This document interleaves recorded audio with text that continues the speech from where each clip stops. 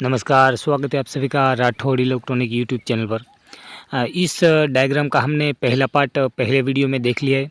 तो जिन लोगों ने अभी तक वो पार्ट नहीं देखा तो वीडियो में आप देख सकते हो नीचे जाकर, वहाँ पर आपको उस वीडियो की लिंक मिल जाएगी और आई बटन पर भी लिंक मिल जाएगी। आज हम इस वीडियो में देखने वाले हैं इस आईसी का आगे का पार्ट, जो कि ड्राइवर मॉसफेट आईसी है। तो चलिए बिना कोई देरी किए ड्राइवर मॉसफेट आईसी को हम ड्रॉ करेंगे और धीरे धीरे समझेंगे। और जिन बंदों ने चैनल को सब्सक्राइब नहीं किया वो सब्सक्राइब जल्दी से कर लो और वीडियो को लाइक कर दो। इसका पहला पार्ट आपको नीचे मिल जाएगा, ठीक है, तो जाकर जल्दी से देख लो। तो चलिए इसका ये वाला पार्ट शुरू कर दें। लीजिए, हमने ये ड्राइवर आईसी भी हमने ड्रॉ कर दिया, जिसका हम नंबर इसके बीच में लिख देते हैं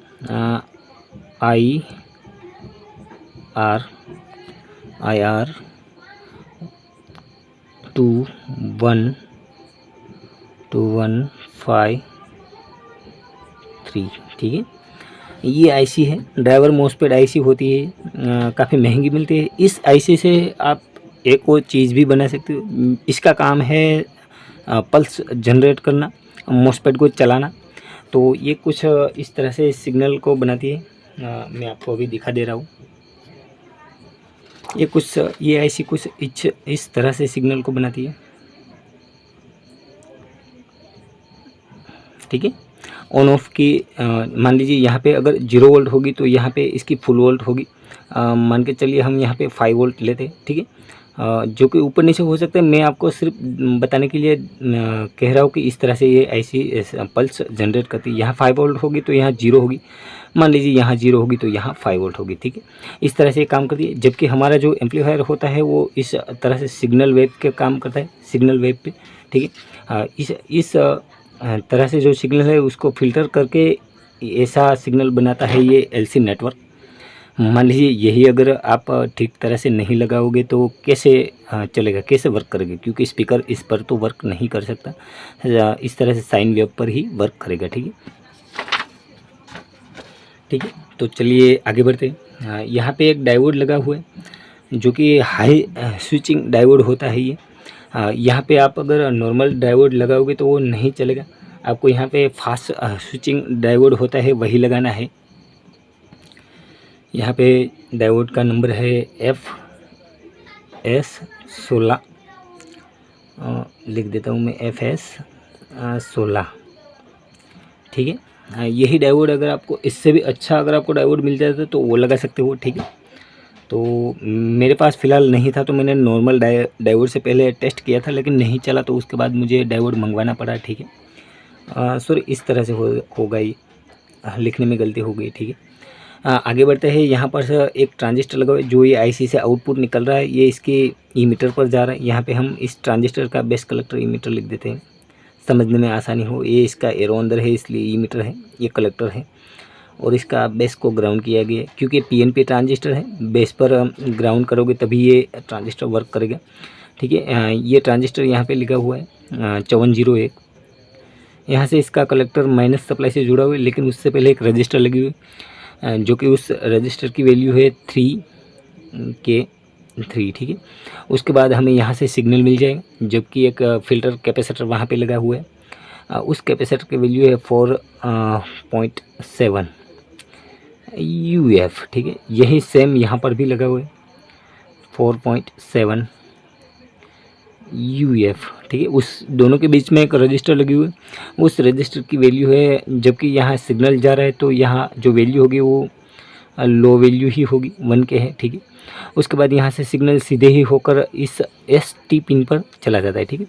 यहाँ पर देखिए इस तरह से मैंने नहीं बताया, जबकि आपको आसानी हो समझने, क्योंकि इस पर नेट पर जो इसकी आईसी का पिन आउट है वो इसी तरह से, ये इसकी पहली पिन है, ये दूसरी, तीसरी और ये चौथी पिन, ठीक है। चौथी पिन है वो माइनस सप्लाई से डायरेक्ट जुड़ी हुई, और चौथी और तीसरी के बीच में एक PF लगा हुआ है जो कि 1 नैनो फेराड का है। ये PF 1 नैनो फेराड का, और दूसरी और तीसरी के बीच में एक रजिस्टर लगी हुई है जो कि 5K1 है, ठीक है।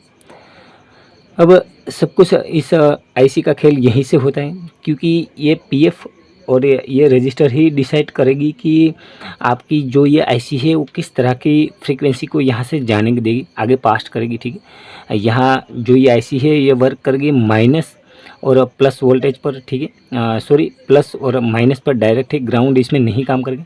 आपको जब भी इस आईसी को टेस्ट करना होता है तो प्लस और माइनस के बीच में हम लगाएंगे, तभी ये आईसी हमको बताएगी वोल्टेज क्या क्या आ रही है। ठीक है, माइनस और प्लस के बीच में। ठीक है, ग्राउंड इसमें नहीं काम करेगा, जबकि ये आईसी ग्राउंड और प्लस माइनस पर चलेगी। यहाँ तक अब आप समझ गए होंगे।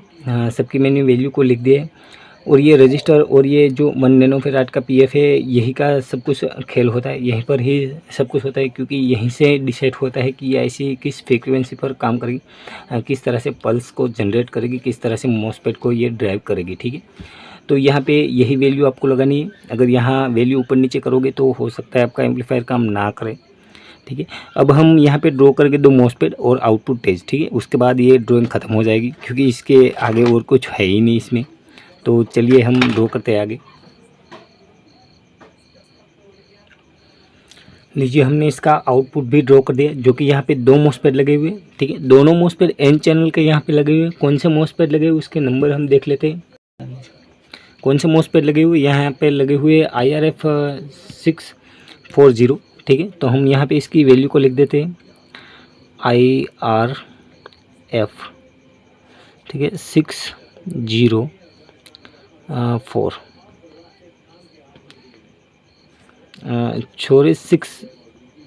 604 नहीं लगा हुआ, यहाँ पे लगा है 640। ठीक है, देखिए यहाँ पे मैं लिख देता हूँ, गलती हो गई वहाँ पर। IRF 640। ठीक है, दोनों एन चैनल मॉसफेट लगे हुए यहाँ पर। इसका पिन आउट हम लिख देते हैं। तो ये इसका गेट है। ठीक है, ठीक है, तो हम यहाँ गेट का G करेंगे, ये ड्रेन है D करके, और ये सोर्स है। ठीक है, यहाँ पर भी सेम हम यही लिख देंगे ड्रेन, और यहाँ पे G। ठीक है, ये पिन है इसकी G है, ये सोर्स है, और ये ड्रेन है। ठीक है, गेट, ड्रेन और सोर्स इस तरह से होते हैं। बेस कलेक्टर इमीटर इसमें नहीं होता है। अब देखते हैं इसकी वैल्यू को हम, जो कि इस पे इसके गेट पर जो रजिस्टर लगी उसकी वैल्यू को हम देख लेते हैं। जिसकी वैल्यू है 10 ओम। ठीक है, क्वार्टर वोट में है, ये चलेगी क्वार्टर वोट में, कोई यहाँ पे ज़्यादा बड़ी वोट की लगाने की ज़रूरत नहीं है। ठीक है, और ये जो डायोड लगे हैं ये लगे हैं 4148। ठीक है, अगर आपको इससे अच्छे डायोड मिलते हैं तो आप लगा सकते हो 4148। ठीक है, जो कि एक स्विचिंग डायोड होते हैं 4148। ठीक है, दोनों सेम डायोड लगे हैं, यहाँ पर भी 4148। ठीक है, अब यहाँ पे हम एक नेटवर्क बनाएंगे जो कि LC नेटवर्क होता है, जो कि मैंने स्टार्टिंग में बात की थी। एक कोयल लगेगी, तो हम यहाँ से इस तरह से एक कोयल को लगा लेते हैं। कोयल को लगाना कोई बड़ी बात नहीं, इस तरह से हम कोयल को लगा लेंगे। ठीक है, और यहाँ पर से एक हम PF को लगा देंगे, जो कि ग्राउंड हो जाएगा। ठीक है, सबसे मेन बात इसमें यही है, इस PF और कोयल को लगाना, जो कि मैंने यहाँ पे बहुत डिटेल से तो इसको नहीं ड्रॉ किया है, लेकिन आप समझ जाओ। मान लीजिए ये कोयल है, इस तरह से यहाँ पे लगी हुई है, और ये PF है, जो कि ऐसा PF आता है। आप इसकी वैल्यू को देख सकते हो, अगर आपको दिख जाए तो देखिए 1 नैनोफैराड का ये PF है। ठीक है, तो यहाँ पे 1 नैनोफैराड हम लिख देते हैं, 1 नैनोफैराड। ठीक है, देख लो आप फिर से एक बार, 1 नैनोफैराड। ठीक है, ये है उसका टॉलरेंस इंडिकेट करता है। अब हम यहाँ से जो ये फीडबैक है इसको हमें लगाना है। देखिए हम लगाएंगे नहीं, हम यहाँ पे F कर देते हैं, FB। ठीक है, ये फीडबैक है इसलिए हम यहाँ पे FB कर देते हैं, और इसको हमें लगाना है इस कोयल के बाद यहाँ पर हमें इसको लगाना है। ये कोयल लग जाएगी यहाँ पर ये कोयल लग जाएगी, उसके बाद हमें यहाँ पे लगाना है। ठीक है, तो यहाँ पे जगह नहीं थी इसलिए मैंने छोटा सा ड्रॉ किया है। अगर आपको समझ नहीं आ रहा तो आप कमेंट कर सकते हो, मैं इसका ड्रॉ करके इसकी PDF में डाल दूँगा। ठीक है, जबकि मैं यहाँ एक और ड्रॉ कर देता हूँ जिससे आपको पता चले। इसको मान लीजिए कैंसिल कर दीजिए आप,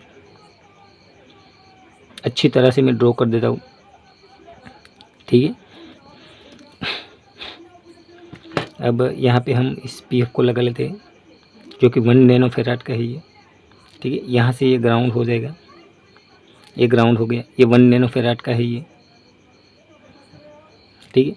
और इस कोयल की जो वैल्यू है वो 35 हेनरिक है, ठीक है, 35 हेनरिक। आपको समझ में नहीं आया, जबकि मेरे पास भी कोई मीटर नहीं था, तो मैंने भी इस 35 हेनरिक का कुछ लगाया नहीं है माप, ठीक है। हाँ, आप एक काम कर सकते हो, अगर आपको हाँ एक्सपेरिमेंट के लिए बनाना है इस बोर्ड को तो बना सकते हो, क्योंकि अगर आपके पास मीटर होगा कोयल को मापने का, अगर आपके पास मीटर होगा तभी आप इस बोर्ड को कम्प्लीटली बना सकोगे, ठीक है, अदरवाइज़ नहीं बना सकोगे। इसमें और एक बात छूट गई जो आपको बता देता हूँ, ये IC वर्क करेगी 12 वोल्ट पर, ठीक है। तो यहाँ आपको 12 वोल्ट देना है, और जो अगर आप दूसरे किसी सोर्स से अगर आप इसको 12 वोल्ट दे रहे हो, ठीक है, यहाँ पे एक ट्रांजिस्टर लगाकर आप अरेंजमेंट कर सकते हो, लेकिन इसका एक सिरा है जो कॉमन है, वो इसको माइनस सप्लाई से जोड़ देना है, माइनस और प्लस 12 वोल्ट पर ये काम करेगी, ठीक है। बहुत सारे लोग इसको बायस वोल्टेज भी बोलते हैं, लेकिन ये इसका बायस वोल्टेज नहीं है, इस ड्राइवर का, इस सर्किट IC का वर्किंग वोल्टेज है, जो कि इस IC को मिलेगा तभी ये वर्क करेगी। अगर आपको इसको टेस्ट करना है तो चेक करना है कि यहाँ पे वोल्टेज आ रही है कि नहीं, तो यहाँ पे और यहाँ पे आपको मल्टीमीटर की लीड लगाकर आप टेस्ट कर सकते हो, माइनस और प्लस के बीच में, ठीक है। माइनस और ग्राउंड के बीच में ये IC नहीं काम करेगी, प्लस और ग्राउंड के बीच में नहीं काम करेगी, ठीक है। ये ट्रांजिस्टर है जो 5401, मैंने उसकी जगह पर दूसरा ट्रांजिस्टर लगाया BD 140, ठीक है। ये एक IC लगी हुई है, ये BD 140 मैंने ट्रांजिस्टर लगा हुआ है। ये MOSFET ड्राइवर IC है, उसकी ऊपर ये नॉर्मल डायोड है, जो कि यहाँ पर ये रहा, ये डायोड यहाँ, ठीक है। उसके बाद ये 100 ओम की रजिस्टर ये रही, और ये 4148, ठीक है, ये दोनों, और यहाँ पर सेम ये दोनों, ठीक है। और ये इनपुट IC है, यहाँ पे ये जो 2K2 है वो मेरे पास नहीं थी, तो पैरेलल करके मैंने लगाई, ठीक है। एक यहाँ इसका जिनर है वो मैंने निकाल दिया, और यहाँ पे ये ट्रांजिस्टर जो आप देख रहे हो, जो कि मैंने लगाया है TIP 41C, ठीक है। इस IC को 12 वोल्ट देने के लिए मैंने लगाया, आप अलग से भी लगा सकते हो, और अगर आपको नहीं लगाना है तो आप 12 वोल्ट का अरेंजमेंट करके ट्रांजिस्टर बना से ट्रांजिस्टर की जगह छोड़कर आप वहाँ पर लगा सकते हो, ठीक है। और वो मुझे बताने की ज़रूरत नहीं कि किस तरह से आप यहाँ पे ट्रांजिस्टर लगाओगे और किस तरह से उसको बनाओगे, ठीक है।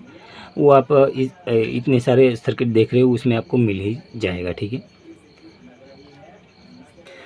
और ये जो MOSFET मैंने लगाया काफ़ी हैवी MOSFET है, ये MOSFET है IRF 260N MOSFET, जबकि इसमें जो MOSFET मैंने ड्रॉ किए है वो IRF 640N है, ठीक है।